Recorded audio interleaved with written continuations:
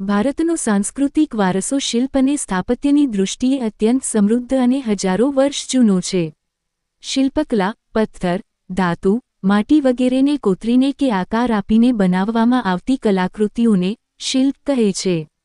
સિંધુ ખીણની સંસ્કૃતિના અવશેષો, જેમ કે મોહેંજો-દડોમાંથી મળેલી નર્તકીની મૂર્તિ, થી લઈને મૌર્યકાળના અશોકના શિલાલેખો અને સ્તંભો પરના ઉત્તમ કોતરણીવાળા 4 સિંહો સુધી, ભારતીય શિલ્પકલા વિકાસના અનેક તબક્કામાંથી પસાર થઈ છે. સ્થાપત્યકલા, સંસ્કૃતમાં વાસ્તુ શબ્દ વપરાય છે, જે ભવનો અને ઇમારતો બાંધવાની કલા દર્શાવે છે. પ્રાચીન હડપ્પા અને લોથલનું સુઆયોજિત નગર આયોજન અને ગટર વ્યવસ્થા અદ્ભુત હતી.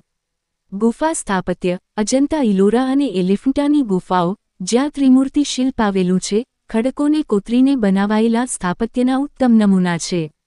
મંદિર સ્થાપત્ય, નાગર ઉત્તર ભારત અને દ્રવિડ દક્ષિણ ભારત શૈલીઓ પ્રખ્યાત છે.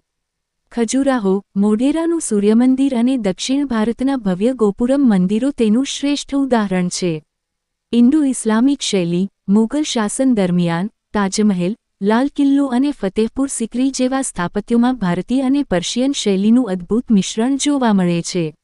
આ શિલ્પ સ્થાપત્ય માત્ર કલાકૃતિઓ નથી, પરંતુ તે ભારતના ધર્મ, સંસ્કૃતિ, ઇતિહાસ અને સમાજના મૂક સાક્ષી છે.